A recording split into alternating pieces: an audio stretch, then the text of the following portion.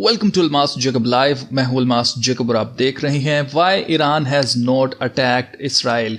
आपको याद होगा मैंने आपसे कहा था कि ईरान प्लान कर रहा है इसराइल के ऊपर अटैक करने के लिए। खास तौर से तिशा बी आव के बारे में कहा जा रहा था कि इस दिन 13 अगस्त को इसराइल के ऊपर ईरान अटैक करेगा, लेकिन ईरान ने अटैक नहीं किया है। ऐसा क्यों हुआ है?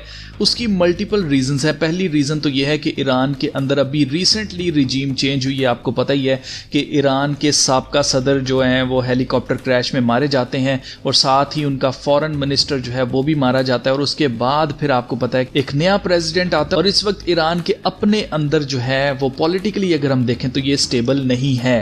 एक रीज़न इसकी ये है। दूसरी रीज़न जो इसकी है वो ये है कि what's going on inside Iran as the world awaits retaliation against Israel, जो भी मैंने आपको बता दिया कि पॉलिटिकली स्टेबिलिटी नहीं है ईरान के अंदर। और दूसरे नंबर पर मैं आपको बताना चाहता हूं कि ईरान के ऊपर अमेरिका ने लगाई हुई है सैंक्शंस और 13 अप्रैल को जब इन्होंने अटैक किया था इसराइल के ऊपर डायरेक्ट, तो उस वक्त मजीद सैंक्शंस लगा दी गई थी अमेरिका की तरफ से। अब सैंक्शन से होता क्या है? बेसिकली सैंक्शन से होता यह है कि बहुत सी दोस्त नेशंस जो होती हैं, जैसे कि अगर अमेरिका की दोस्त नेशंस हैं, यूरोप है, उसके अलावा जापान है, और इसी तरह से दुनिया के अंदर जहां जहां भी अमेरिका दोस्त नेशंस हैं वो सारी की सारी फिर क्या करती हैं, उस कंट्री के साथ जिसके ऊपर सैंक्शंस इम्पोज की जाती हैं उसके साथ तजारत नहीं करती हैं, यानी कि उसके साथ कोई बाय और सेल नहीं की जा रही होती हैं चीज़ें। अब आपको पता ही है कि ईरान के साबका सदर का जो हेलीकॉप्टर क्रैश हुआ था उसमें भी ये कहा जा रहा था कि इसकी रीज़न अमेरिका की सैंक्शंस हैं, क्योंकि ये स्पेयर पार्ट्स जो होते हैं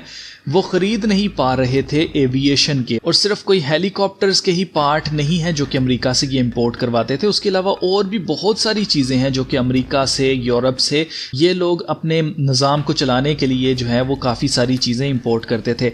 अब आप नोट करें कि वो चीज़ें तो ये इंपोर्ट ही नहीं कर पा रहे और सबसे बढ़कर इनका अपना इंफ्रास्ट्रक्चर जो है वो ख़तरे में पड़ जाता है जब इस तरह की रिस्ट्रिक्शंस हों और स्पेयर पार्ट्स बाय ही ना किए जा रहे हों। और दूसरी नंबर पर मैं आपको बताना चाहता हूँ कि ईरान तेल भी बेचता है, तो सैंक्शंस की वजह से तेल जो है वो डॉलर्स में नहीं है बेच सकता है, अपनी करेंसी में तो ये बेच सकता है, लेकिन डॉलर्स में जब आएगा तो ओब्वियसली ज़्यादा पैसा आएगा, क्योंकि जो दोस्त नेशंस है अमेरिका की वो तो इनसे बाय नहीं कर रही हैं, तो ओब्वियसली बड़ा पैसा जो है वो नहीं आ रहा है। तो इकोनॉमिकली कहीं ना कहीं दचका लग रहा है ईरान को, जिसकी वजह से ईरान अपना दरवाज़ा जो है वो अमेरिका के साथ बातचीत वाला जो दरवाज़ा है उसको बंद नहीं करना चाहता। ऑब्वियसली जब सैंक्शंस लगती हैं तो फिर बातचीत करके ही हल निकाले जाते हैं, तो जब बातचीत का दरवाज़ा ही बंद हो जाएगा, अगर ये अटैक कर देते तो ऑब्वियसली अमेरिका ने इनके साथ कोई बातचीत नहीं करनी थी, अमेरिका ने डायरेक्ट हमला करना था ईरान के ऊपर। जैसा मैं आपको बता चुका हूँ कि इस जंग ने ईरान तक जाना ही जाना है। अब ये कितनी देर तक रुकी रहती है वी नेवर नो, लेकिन इसने अल्टीमेटली होना यही है, इस जंग ने ईरान तक जाना है।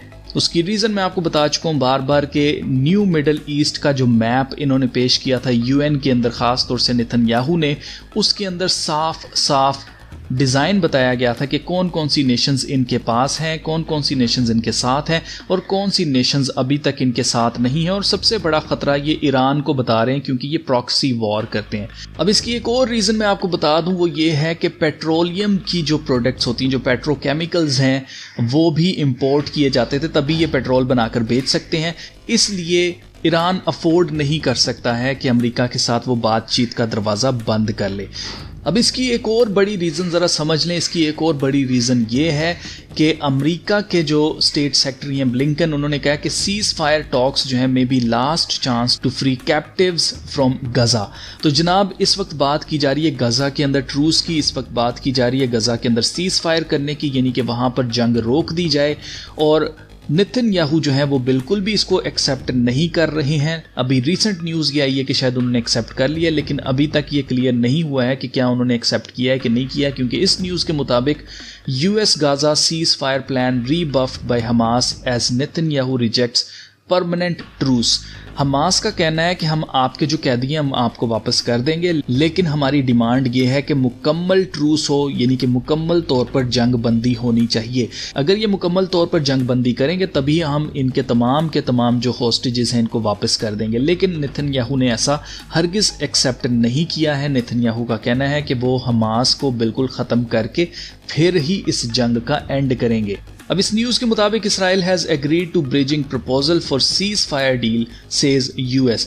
यूएस का कहना है कि जी उन्होंने बिल्कुल एक्सेप्ट कर लिया है इस ट्रूस को। तो क्या अब गजा के अंदर ये जंग बंद हो जाएगी? कितनी देर तक बंद रहती है वी नेवर नो। लेकिन एक बात मैं आपको बताना चाहता हूं कि ईरान क्यों चाहता है कि सीज फायर पहले हो जाए गजा के अंदर, उसके बाद ही कुछ किया जाए। उसकी रीजन ये है, यहां पर अगर आप मैप के ऊपर देखें तो ये इसराइल का मैप है। ये ग्रीन के अंदर आपको इसराइल नजर आ रहा है, ये बाकी दूसरी कंट्रीज हैं, जैसे यहाँ पर इजिप्ट है, जॉर्डन है, सीरिया है, लेबनान है। सीरिया और लेबनान का बॉर्डर तो लगता है इसराइल के साथ, लेकिन ईरान का बॉर्डर नहीं लगता है इसराइल के साथ, जिसकी वजह से लास्ट टाइम जब इन्होंने अटैक किया था इसराइल के ऊपर तो 4 घंटे लगे थे रॉकेट्स को पहुंचने के लिए। तो जिसकी वजह से अब दोबारा से ये वो गलती नहीं करना चाहते हैं, इतना बड़ा खर्चा भी कर दें, इतना बड़ा रिस्क भी ले लें और पता चले कि उन्होंने हवा में ही उड़ा दिए आपके सारे रॉकेट्स।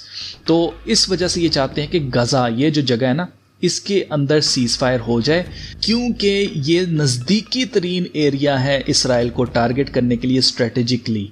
आप यहाँ पर इस न्यूज़ में पढ़ सकते हैं, will a cease fire deal in Gaza be a strategic opportunity for Iran. तो जी हाँ जी, ये अपॉर्चुनिटी होने वाली है बहुत बड़ी। अगर ये सीज फायर हो जाता है और इसराइल हमास का खात्मा किए बगैर ही इस जंग को रोक देता है तो ओब्वियसली ईरान के पास ये अपॉर्चुनिटी होगी कि वो इतने करीब से दोबारा से इसराइल के ऊपर बड़े स्केल के ऊपर अटैक कर सकता है बदला लेने के लिए। अभी की बात करें तो ईरान अच्छी तरह से जानता है कि बॉल जो है वो इसराइल के कोर्ट में है, यानी कि इसराइल टोटल कंट्रोल कर रहा है इस जंग को इस वक्त, और इसने ईरान को चेकमेट कर लिया हुआ है। जैसा कि आप अच्छी तरह से जानते हैं, जो लोग चेस खेलते हैं उनको पता है कि चेकमेट का क्या मतलब होता है। उसका मतलब ये होता है कि बादशाह को अपने दुश्मन को ऐसे घेरा जाए कि वो कोई मूव ही ना कर सके, चल ही ना सके कोई चाल।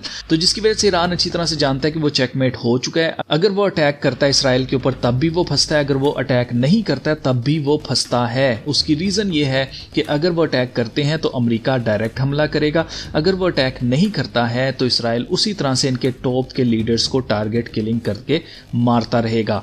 तो जिसकी वजह से दोनों तरफ से ईरान का नुकसान है, जिसकी वजह से ईरान जो है वो समझदारी से काम लेते हुए बिल्कुल खामोश है और वो इंतजार कर रहा है कि गजा के अंदर सीज फायर हो जाए।